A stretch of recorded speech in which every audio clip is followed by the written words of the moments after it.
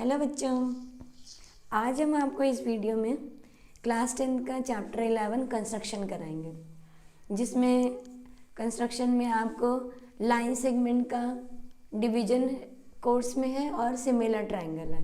तो आज हम आपको लाइन सेगमेंट का डिवीजन बताएंगे कि किसी गिवन लाइन सेगमेंट को हम कैसे पर्टिकुलर रेशियो में डिवाइड करते हैं। तो आते हैं हम लोग अपने एक्सरसाइज 11.1 का क्वेश्चन नंबर 1, जिसमें है draw line segment of length 7.6 centimetre and divide it in the ratio 5:8, measure the two parts. उसे सब मान लीजिए कि हमने हमारा रेशियो यहाँ पर गिवन है जो 5:8। तो 5:8 का रेशियो जो गिवन है, यहाँ पर हम निकालते हैं कि सम ऑफ रेशियो। तो सम ऑफ रेशियो कितना है बच्चों? 5 + 8 = 13।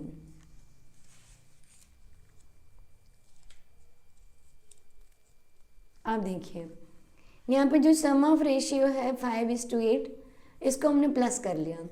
अब हमारा जो सेकेंड स्टेप कंस्ट्रक्शन का होता है, उसमें हम जो गिवन लाइन सेगमेंट है, इसमें हम एक एक्यूट एंगल बनाते हैं, और एक्यूट एंगल आपको पता है कि लेस देन 90 डिग्री है। तो हम यहाँ पर इसके ऊपर एक एक्यूट एंगल 90 डिग्री से लेस आप कोई भी एंगल ड्रॉ कर सकते हो। हमने एक एक्यूट एंगल बना लिया, और मेज़रमेंट आप कितनी भी ड्रॉ कर सकते हो इसमें। तो अगर यहाँ पर 5 + 8 करने से बच्चों 13 आया है, तो हम यहाँ पर 13 सेंटीमीटर की एक लाइन ड्रॉ कर लेते हैं। इसकी नेमिंग दे देते हैं। ये लाइन सेगमेंट हमारा ए और बी है, और यहाँ पर इसे हमने सी पॉइंट दे दिया। अब ये जो हमारी लाइन सेगमेंट में हमने एक्यूट एंगल बनाया है, इस लाइन को 13 इक्वल पार्ट में डिवाइड करते हैं। इसके लिए देखो बच्चों क्या करेंगे, कंपास लेंगे और कंपास पर एक फिक्स मेज़रमेंट को इस तरीके से 1 सेंटीमीटर का हमने एक मेज़रमेंट ले लिया, और इसमें 13 पार्ट्स, इस इक्वल पार्ट्स में इसे डिवाइड कर देंगे। अब अपने कंपास के निडल को हमने ए पे रखा, और इस तरीके से इसको 13 पार्ट्स में डिवाइड कर देंगे। हमने अपने लाइन सेगमेंट ए बी को 13 इक्वल पार्ट्स में डिवाइड कर लिया। अब हम इसकी कुछ नेमिंग दे देते हैं।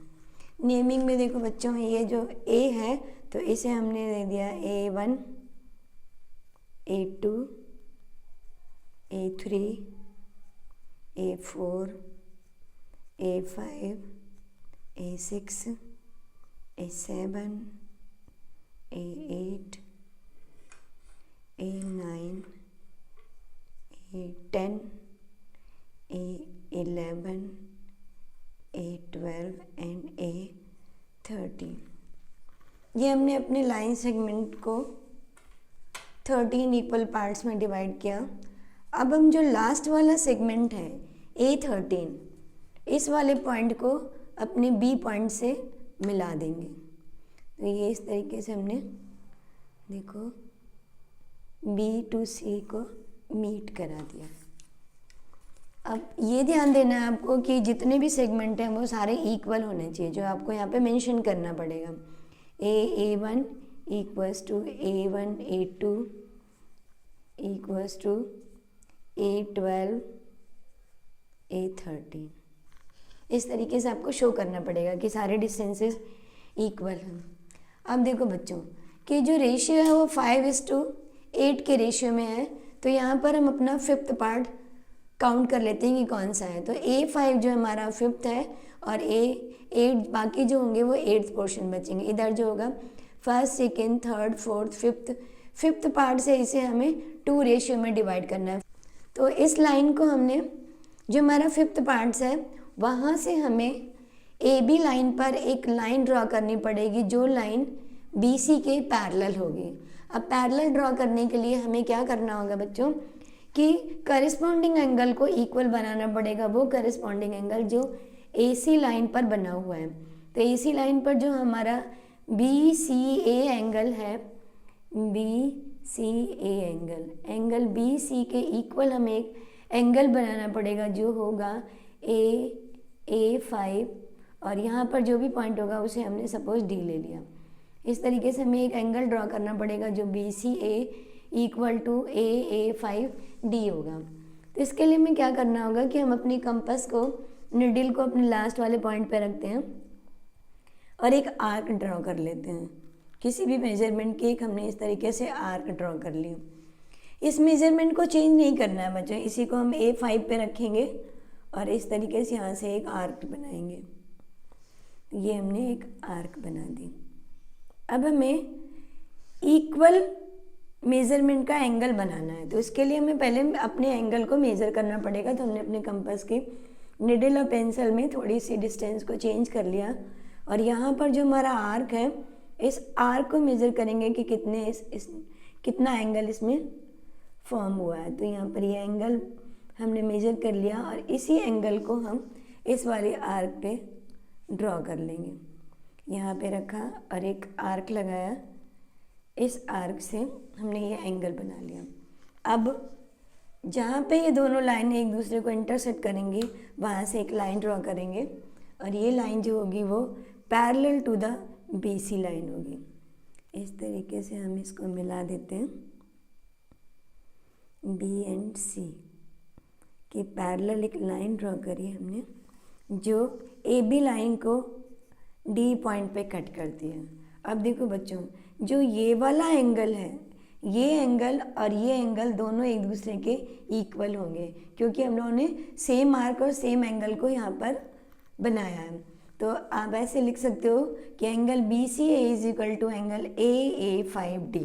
ये D पॉइंट जो है, जो हमने पैरेलल लाइन ड्रॉ करी है, इससे AB लाइन को कट करने पर आए जो मिला है हमें वो D है। तो यहाँ पर जो हमारी पैरेलल लाइन है A5D वो BC के पैरेलल है।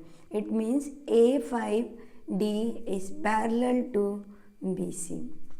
अब आपको BPT थ्योरम के अकॉर्डिंग ये पता है कि किसी गिवन ट्राइंगल में अगर एक साइड के पैरेलल हम लाइन ड्रॉ करते हैं, आप देखो यहाँ पर A5D BC की पैरेलल है, तो वो लाइन दो साइडों को जिस पॉइंट पर कट करती हैं हम, उस पॉइंट से ये दोनों साइडें जो होती हैं इक्वल प्रोपोर्शन में डिवाइड होता है। तो अकॉर्डिंग टू BPT थ्योरम,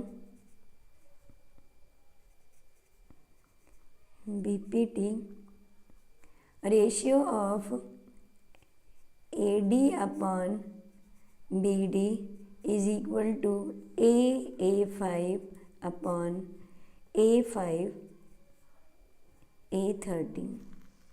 तो इसका मतलब है कि जो हमारे ये जो हमने कंस्ट्रक्शन की है, अकॉर्डिंग टू कंस्ट्रक्शन हमने जो अपनी AC लाइन को 5:8 में जो डिवाइड किया है, तो हम इस पूरे की प्लेस पर बच्चों 5:8 लिख सकते हैं। मतलब कि AD upon BD is equal to 5/8। अगर AA5 अपॉन A5 A13 5:8 के रेशियो में है, तो AD अपॉन BD भी जो होगा वो 5:8 के रेशियो में होगा। तो ये था बच्चों हमारा क्वेश्चन नंबर 1 एक्सरसाइज 11 का, जिसमें एक लाइन सेगमेंट को आपने 5:8 के इक्वल रेशियो में डिवाइड किया है।